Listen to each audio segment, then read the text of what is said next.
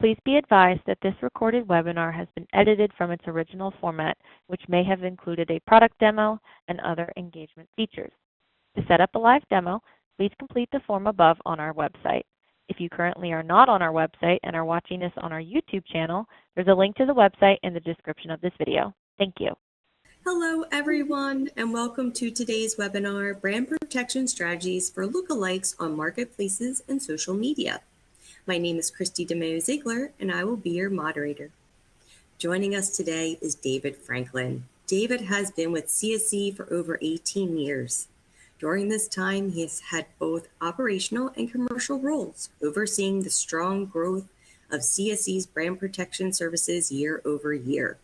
Currently, David is responsible for CSC's overall brand protection in both EMEA and APAC regions, helping both clients and new brands get the maximum value for their brand protection, anti-counterfeit, and anti-phishing services. And with that, let's welcome David.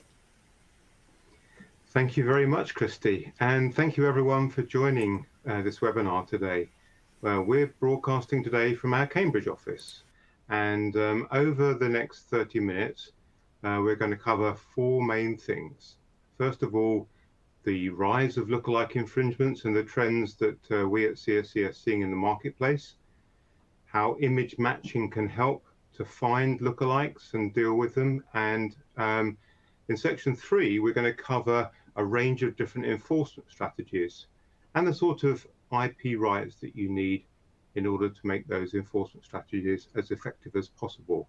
And lastly, we'll finish up with some recommendations. So let's get started. The rise of lookalike infringements. So over the last 3 or 4 years, we've seen an increasing amount of lookalike infringements as well as counterfeit infringements that have been affecting our clients. Currently, CSC protects about 2,500 brands across the globe, and many of those brands are finding lookalike infringements as much of a problem as counterfeits. And by lookalikes, we mean copycat products that don't mention a brand name or don't use any kind of logo reference, but are visually similar to the product in question. So some people might call those dupes. And if we do a Google search for the word dupe, you can see that it's been rising steadily over the last 3 or so years. And I think this is being driven by a number of things. It's been driven by a lot of social media influencers that have been encouraging people to buy dupes so that they perhaps can get the latest fashions without needing to pay the proper price. There's a myriad of reasons why dupes are becoming more and more popular. But so just to give you an idea of what a lookalike, what we're talking about by lookalikes, you can see on the right of each of these 3 examples, you've got the original, and on the left you have the lookalike or the dupe or the product that is designed to trick the consumer into thinking it's the real thing. So some of these have a packaging similarity, and some have a sort of product similarity. And here's another lookalike. So this is an example of a diesel handbag, and the infringer in this case over here has used a bag with a diesel logo around the wrong way. So it's a backwards facing logo. And you can see on the right hand side, and we'll go into this in a bit more detail later on, there's a range of different lookalike bags that we found online. Some of them may be behind the same seller might be behind those. And you can see those are all sort of trying to be lookalikes of the original product. And it can cause an awfully significant problem for many brand owners, the proliferation of these lookalikes. There is also a variation on the theme of lookalikes with something called trade dress. I'm sure many of you on this call are familiar with trade dress. It's really copying the look and feel of a brand's design, and in particular its packaging, maybe even the color scheme. And so what a trade dress infringement is typically doing is it's causing consumers to associate the lookalike design with the brand, even without a label or without the proper logo. And and the issue here is that consumers are being tricked and then buying the product thinking they're buying the genuine product. We'll come on to registration of IP rights and registration of trade dress a bit later on when we come to section 3 on enforcement. But it is possible to register your trade dress. So if you have a distinctive shape like a Coke bottle, Tiffany managed to get trade dress protection for their distinctive blue jewelry box. But if you have a generic shape like a box, you probably wouldn't be able to get a trade dress for it unless you had a distinctive color like Tiffany did in that case. We're going to move on to how image matching can help find those kind of lookalike infringements that we were looking at earlier. So image matching can help with a number of different things. Firstly, on the left here, finding visually similar or identical images. So that's essentially finding the lookalike, whether it's an image that's being repeatedly used by a counterfeiter, or whether the infringer's hiding behind stock images, whether it's somebody matching a design or a trade dress infringement, whether we're looking for a logo, or probably in the case of lookalikes and trade dress, an altered logo, one that is confusingly similar. We can also find text in images. This can be good for finding grey market goods, perhaps slightly off topic for this webinar, but useful to know that we can pick up barcodes and serial numbers and that thing. And powerfully, you can use a combination of all of these.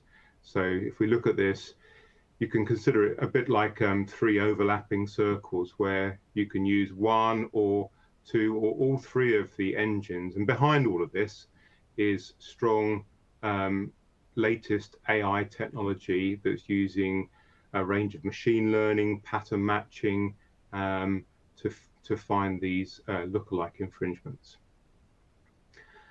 And as part of the AI, you've got fuzzy matching and scoring. And generally, we tend to find that anything above 75% or so is a pretty good match and is eliminating a lot of the false positives. Sometimes when you reduce the threshold to 50% or 20%, you might find quite a lot of false positives coming to the mix. So generally, we tend to have a variable threshold so that we get the cleanest set of results, but still very usable and efficient way of finding lookalikes.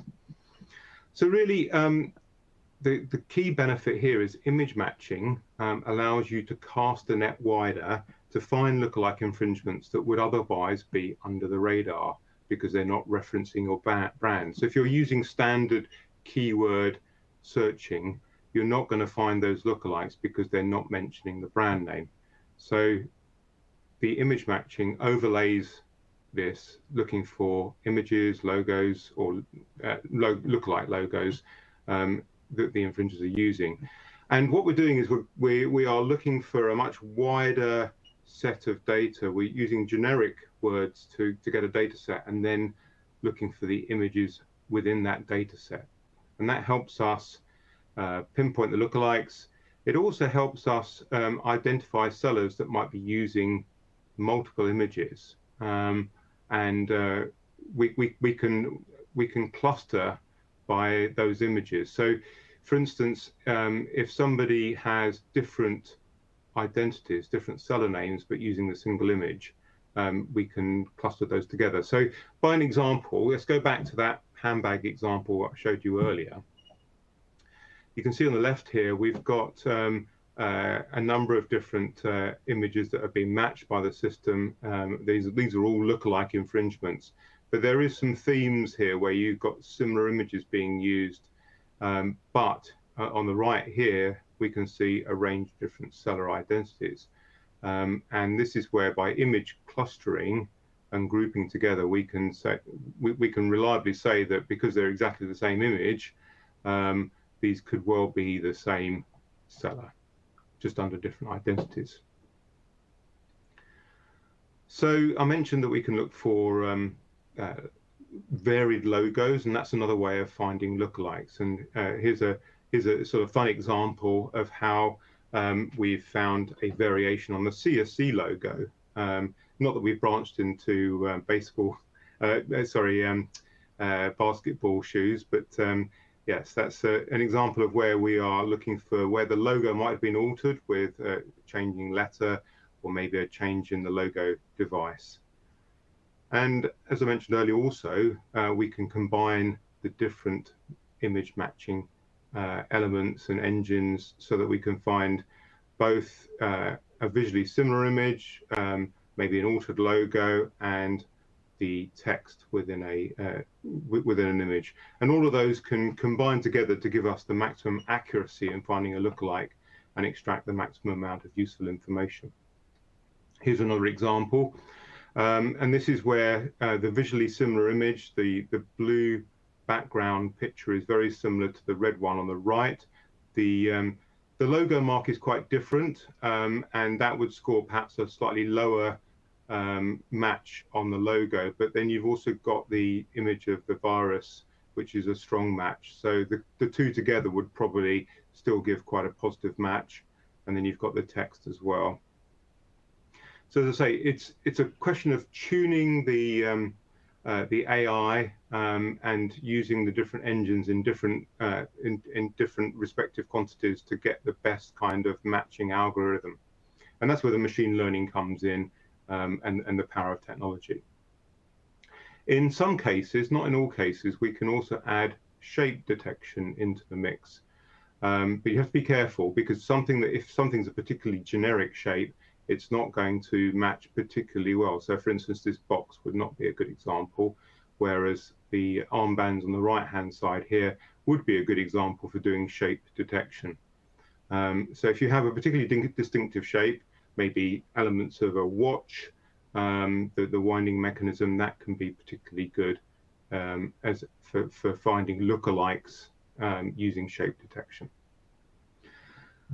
So we've covered the trends that we're seeing in the rise of lookalikes. We've also talked about some of the ways in which you can find them.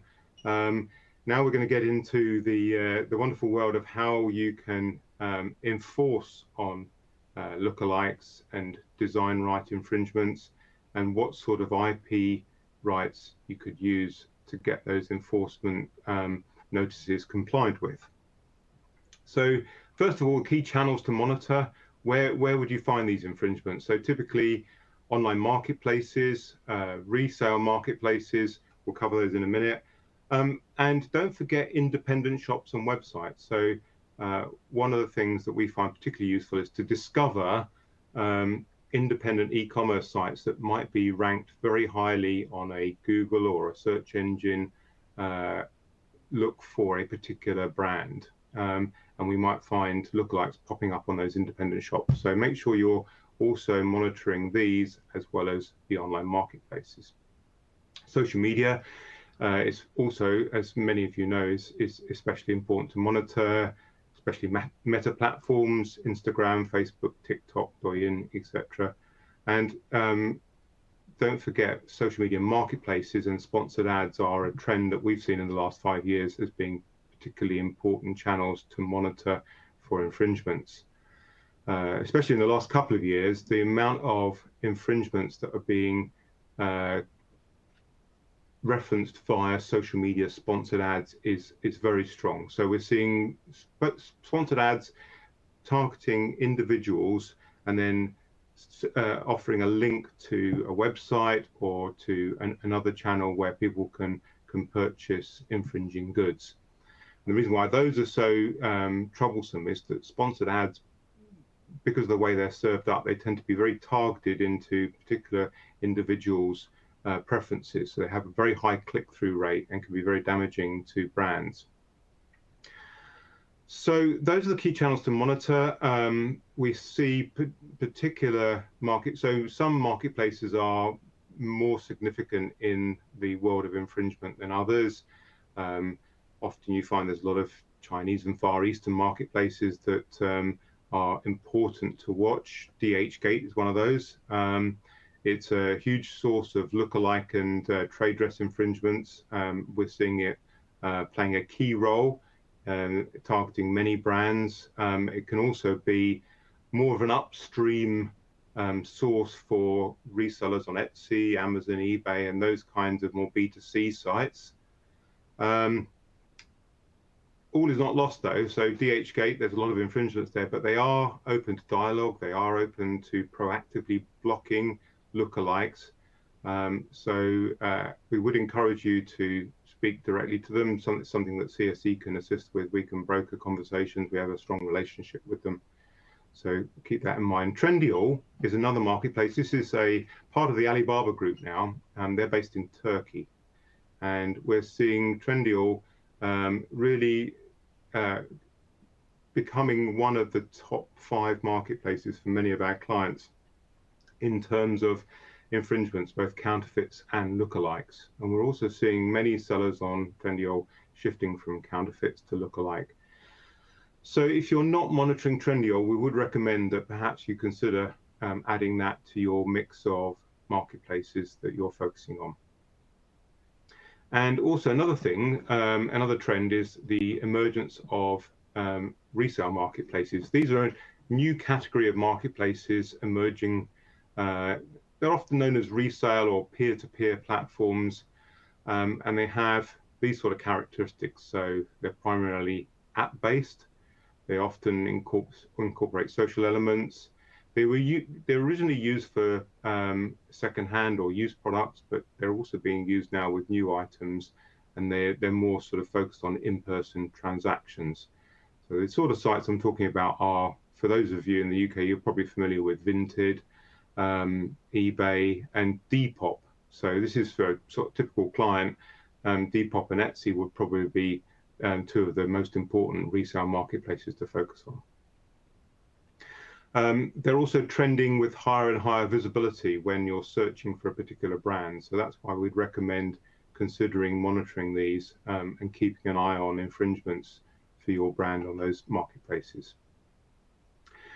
Okay, so we've talked about the channels that you should perhaps consider monitoring. Then before you do any enforcement, you'll need to think about what design rights or what IP rights you have to base your enforcement notices on. So design right registration is a good idea, especially if you're doing lookalike enforcement. They typically tend to protect the appearance of a product or part of a product. And they can be registered through, well, they can exist through one of 2 ways. You can have a registered design, especially in the EU, that will last 25 years. Or if you happen to be in sort of fast fashion and you really don't need long protection for your design right, then you could rely on unregistered community design. As long as your designers make good records, then you can have up to 3 years protection with an unregistered community design. However, if you're going to be looking to protect a product for longer than 3 years, we would strongly recommend you consider registered designs because they give you much greater protection. It generally takes about 2 months to get a registered design, so it's not too long. Okay, so once you've got your registered design, what sort of compliance and what sort of success can you have with takedowns on marketplaces? Well, generally we find that, especially in places like China, they're generally very compliant. Europe's pretty compliant except for Poland. There's a couple of notorious marketplaces that won't necessarily comply with your design right takedowns. And generally the outlook in the Americas is pretty good as well as far as compliance is concerned. So if you're doing this yourself in-house, you'd send a takedown notice, you'd provide the design rights certificate, and then you would use whichever sort of form or information the marketplace needs from you in order to get the request complied with. Now, of course, this is the sort of thing that CSE helps its clients with as well. And so we have a range of different approaches that we would take. So we're going to share some tips in a minute. The aim of this webinar really is for you to go away with some things that maybe you can try in your own environment, some new ideas, some new strategies. That's the whole purpose of this webinar. So some people might ask, well, what about 3D trademarks? Can they be used instead of design rights? Well, yes, they can. And 3D trademarks have their place. Now, if you were to register a 3D trademark, you generally tend to find it takes a little bit longer, 3 to 4 months. So it's quicker to get the design right certification. However, 3D trademarks are very useful if you want to protect a brand and you've got something that you want to live on for longer than 25 years. Maybe you've got zips, buckles, etc. that you want to protect as long as possible. So the thing about a 3D trademark is it's an indefinite period. It doesn't end after 25 years. You have to renew it every 10 years, but it can be useful for a much longer protection. And it can give you a generic or general kind of protection over certain elements on your products like zips and buckles, etc. So think about 3D trademarks. And as I mentioned, if you're going to be doing the enforcement yourself, then you'll need to use whichever design right reporting options are on the marketplaces that you want to enforce on. So here's an example of what you'd see on Taobao and Tmall. And you have different options, whether you're doing a design patent infringement or a patent infringement. So, and then you upload your rights and you give the reason why you need it taken down. When it comes to trade dress, there's a slight nuance on the enforcement strategy. You'd be perhaps unlikely to find a dedicated reporting option on a marketplace for trade dress. So they're generally reported as a subset of trademark infringement. So if you don't have your trade dress registered, you can register trade dress. As we saw earlier, Tiffany have registered trade dress with their blue box. You can use copyright infringement. So there's more than one option for infringing on trade dress, especially if partial elements of the brand packaging are copied. What we find is that bad actors are using trade dress infringements in the images on the marketplace offer, but when the product's actually purchased by a consumer, the product that actually gets sent to the post is entirely different to what's in the picture. So they're just using the trade dress really as a way of capturing sales. It's also common, so this is what we see as a response to our takedowns, is that really persistent bad actors will revise their trade dress design to make it weaker and weaker in resemblance to the actual official brand. So, of course, when it gets weaker and weaker, then it becomes less convincing to a consumer. So in some ways, you're causing that particular infringer to have less and less of an impact on your sales.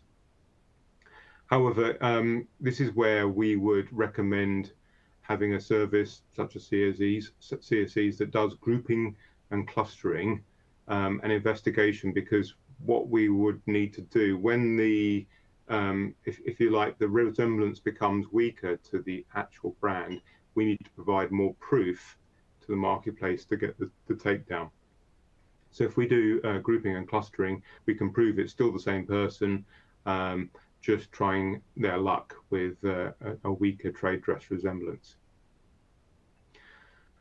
So ultimately, with this kind of enforcement approach, what we would strongly recommend is that you consider how you measure success.